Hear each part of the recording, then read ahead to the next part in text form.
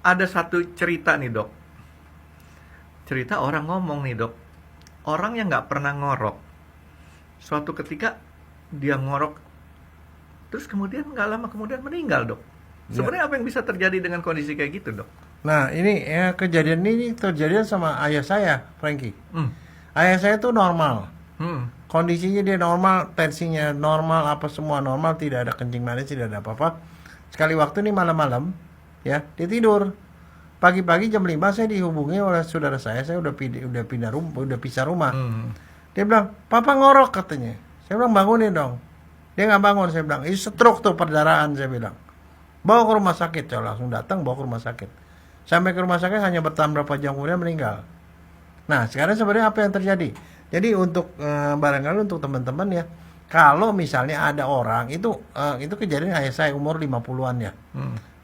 Tadi baru aja saya dengar ada orang yang tanya ke saya, ada seorang pegawai usia baru 35-an lagi tidur, biasanya nggak pernah ngorok, tiba-tiba dia ngorok, akhirnya dibangunin nggak bisa bangun, dibawa ke rumah sakit, sekarang di ICU. Terus dia tanya, bagaimana nih kemungkinan dia hidupnya? Nah, apa yang terjadi? Saya bilang langsung, itu adalah stroke perdarahan. Jadi begini, kalau seorang yang nggak pernah ngorok, tiba-tiba ngoroknya itu kencang. Oh, gitu kencang gitu. Dan apalagi kalau dia nggak bisa dibangunkan, itu adalah tanda bahwa ada perdarahan di dalam otaknya. Otaknya berdarah, dan kita tahu otak ini, ya, itu rongganya kan tetap dibatasi oleh tulang. Jadi nggak bisa lebih gede dari itu. Isinya penuh dengan otak. Nah, kalau ada perdarahan di situ, otaknya kan ketekan. Nah, otak yang ketekan itu akan memicu terjadinya gangguan pada pernapasan. Efeknya adalah ngorok. Jadi kalau ada orang ngorok, nggak pernah ngorok, dia ngorok kenceng sekali, lebih kenceng sekali dibandingin yang normal ya, itu adalah tanda orang perdarahan otak. Nah, kalau perdarahan otak apa yang bisa dilakukan? Nggak ada tanda-tanda lain, bawa ke rumah sakit. Karena kalau di rumah sakit di CT scan akan kelihatan ada perdarahan. Perdarahan di mana? Tindakannya adalah harus dioperasi. Berarti ini kondisinya sama seperti orang yang hampir meninggal dok. Iya. Yang hampir meninggal itu kan kadang-kadang orang jatuh naik motor. Iya. Jatuh naik motor langsung dia Ngorok. ngorok. Ya itu perdarahan di otaknya. Perdarahan berarti. di otak. Perdarahan di otak itu bisa karena trauma, jatuh tadi dari motor, tapi bisa juga karena pembuluh darahnya itu pecah karena darah tinggi. Terus kemudian ada satu cerita lagi pada waktu eksekusi gembong narkoba di Nusa Kambangan katanya. Setelah ditembak dia nggak langsung meninggal dok. Ngorok dulu katanya Iya, dok. karena yang ditembak kepalanya. Oh. Kepalanya berdarah.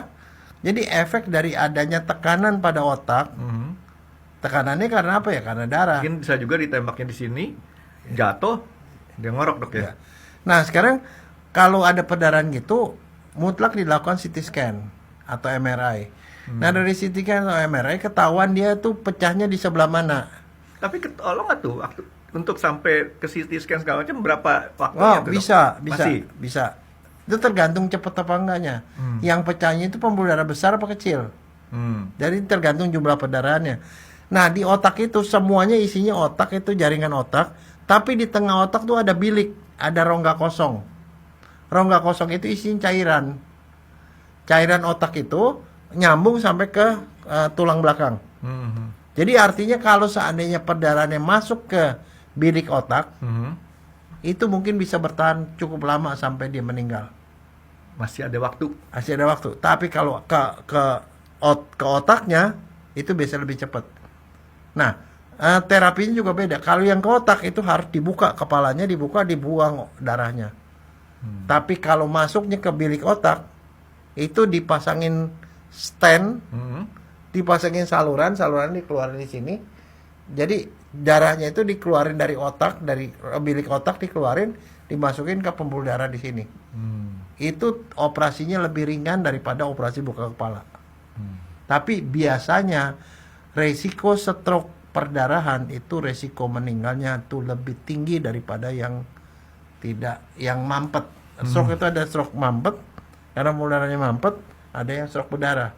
Kalau yang berdarah itu kemungkinan meninggal lebih besar dan harus dilakukan tindakan segera.